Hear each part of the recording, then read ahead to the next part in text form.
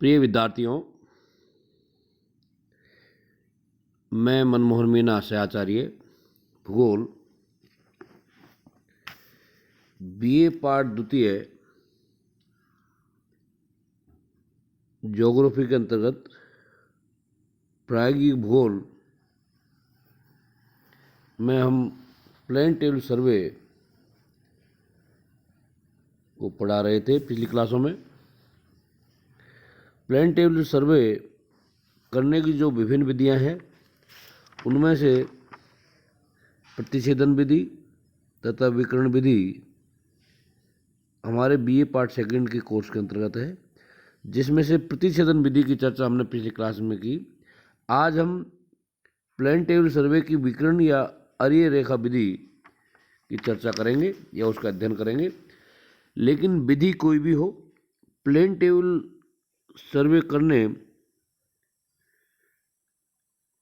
के लिए लगभग प्रत्येक विधि में निम्नलिखित क्रियाएं करना जरूरी होता है। नंबर 1, आवेक्षण रेखा चित्र यानी स्केच मैप। वास्तविक सर्वेक्षण कार्य प्रारंभ करने से पूर्व दिए गए क्षेत्र का भली भांति निरीक्षण करके दूर से दिखलाई न देने वाले क्षेत्र के आवश्यक विवरणों जैसे सीमा रेखा के मोड़ आदि पर पहचान के लिए सर्वेक्षण दंड गाड़ दिए जाते हैं। इसके पश्चात सर्वेक्षण में प्रयोग की गई विधि के अनुसार आधार रेखा को निश्चित करते हैं। इसके बाद क्षेत्र के आवश्यक विवरणों सर्वेक्षण स्टेशन का चयन करने के उपरांत उनकी अनुमानित स्थितियों को आवेक्षण रेखा चित्र में रूढ़ चिन्हों के द्वारा अथवा नाम लिखकर अंकित करते हैं। दूसरा जो कार्य हम करते हैं सर्वेक्षण के दौरान वो है प्लेन टेबल का स्थापन, setting of the plane table. आवेक्षण रेखा चित्र बना लेने के पश्चात ड्राइंग कागज लगे आरेख पट को त्रिपाद स्टैंड पर कसकर प्लेन टेबल को क्षेत्र के प्रारंभिक सर्वेक्षण स्टेशन पर सीने के बराबर ऊंचाई में स्थापित करते हैं। प्रारंभिक स्टेशन प्लेन टेबल के स्थापन में 2 क्रियाएं हैं। नंबर 1, समतलन केंद्रण।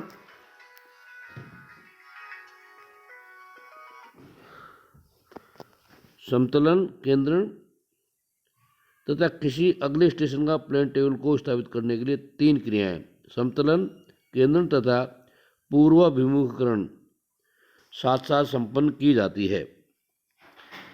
प्लेन टेबल को स्थापित करने के बाद उसको समतल करते हैं और समतल करने के लिए आरेख पट पर लगे ड्राइंग कागज पर किरण खींचने से पूर्व प्लेन टेबल को क्षैतिज दिशा में स्थापित करना आवश्यक है।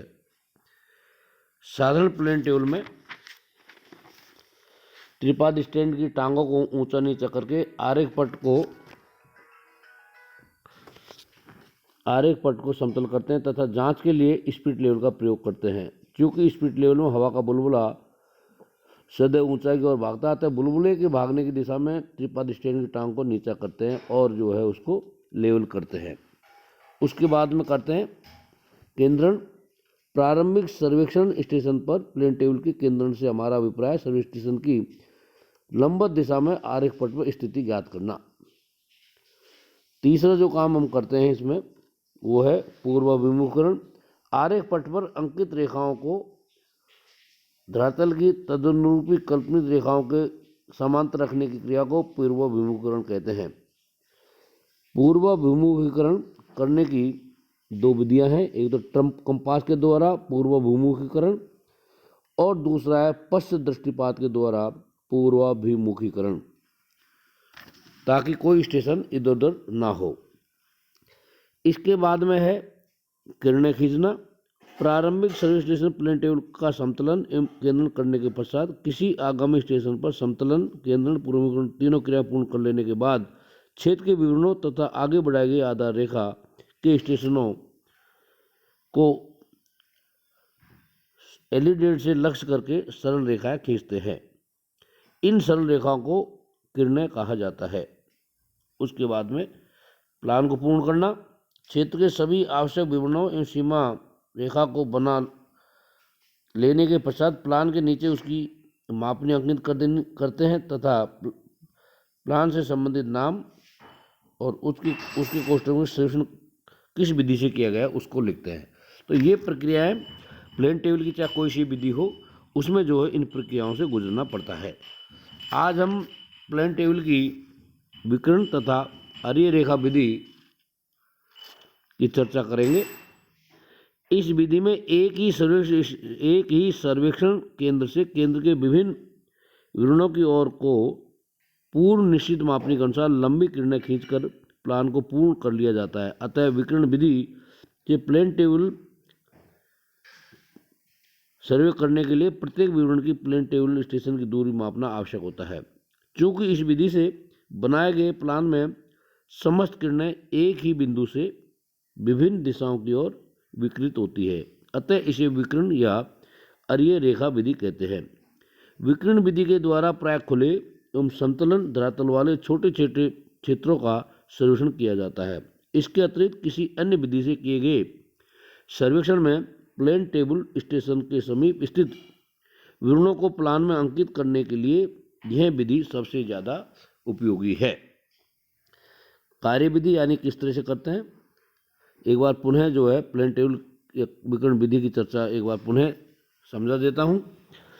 इस विधि में एक ही सर्वेक्षण केंद्र से क्षेत्र के विभिन्न विवरणों की ओर को पूर्ण निश्चित मापनी के अनुसार लंबी किरणें खींचकर प्लान को पूर्ण कर लिया जाता है। अतः विकर्ण विधि से प्लेन टेबल करने के लिए प्रत्येक विवरण को प्लेन टेबल स्टेशन से दूरी मापना आवश्यक होता है। चूंकि इस विधि से बनाए गए प्लान में समस्त किरणें एक ही बिंदु से विभिन्न दिशाओं की ओर विकृत होती है, अतः इसे विकर्ण या अरीय रेखा विधि कहते हैं। विकर्ण विधि के द्वारा प्राय खुले एवं समतल धरातल वाले छोटे छोटे क्षेत्रों का सर्वेक्षण किया जाता है। तो छोटे छोटे क्षेत्रों के लिए यह विधि बहुत ज़्यादा उपयोगी है या अच्छी मानी जाती है। कार्य विधि यानी कि हम सर्वे कार्य किस प्रकार से करेंगे। कार्य विधि, मान लीजिए ABCDEF कोई खुला समतल क्षेत्र है। इस क्षेत्र का विकर्ण विधि के द्वारा सर्वे हम निम्न प्रकार से फील्ड के अंतर्गत करेंगे। नंबर 1, सर्वप्रथम क्षेत्र के मध्यवर्ती भाग में कोई ऐसा सर्वेक्षण स्टेशन चुनेंगे जहां से क्षेत्र के सभी आवश्यक विवरण स्पष्ट दिखाई दे। जैसे मान लीजिए हमने कोई P स्टेशन को चुना है। यह सर्वेक्षण स्टेशन क्षेत्र के किसी कोने में अथवा क्षेत्र की सीमा के बाहर भी चुना जा सकता है, परंतु ऐसा करने में कभी कभी कोई विवरण ड्राइंग कागज की सीमा के भीतर अंकित नहीं हो पाता है तथा समस्त सर्वेक्षण कार्य पुनः करना पड़ता है। क्षेत्र के मध्यवर्ती भाग में सर्वेक्षण स्टेशन चुनने तथा उपयुक्त मापनी के प्रयोग से यह समस्या दूर हो जाती है। यानी कि सबसे पहले हम एक जो सर्वेक्षण जहाँ सर्वे कर रहे हैं उसके मध्य में कोई स्टेशन लेते हैं। मान लीजिए हमने कोई P स्टेशन लिया, तो वो स्टेशन ऐसा होना चाहिए जिससे हमें जो सारे जो ऑब्जेक्ट है हमें साफ दिखाई दे जाए, और ताकि कोई स्टेशन रहना नहीं चाहिए, नहीं अन्यथा हमें दोबारा ये सर्वे करना पड़ेगा। नंबर 2, ड्राइंग कागज के मध्यवर्ती भाग में कोई बिंदु P अंकित कर लेते हैं तथा साउल पिन एवं कांटे की सहायता से P बिंदु को P स्टेशन के ठीक ऊपर रखते हुए प्लेन टेबल का सही केंद्रण या समतलन करते हैं। यानी कि जो हम एक स्टेशन ले रहे हैं जिससे हम LED की सहायता से किरणें खींचेंगे, वो स्टेशन जो है उसके मध्य में होना चाहिए, और सबसे पहले जो हमारी जो टेबल है उस पर जो है हम साउल पिन और कांटे की सहायता से P बिंदु को ज्ञात करते हैं और प्लेन टेबल का सही केंद्र तथा समतलन करते हैं।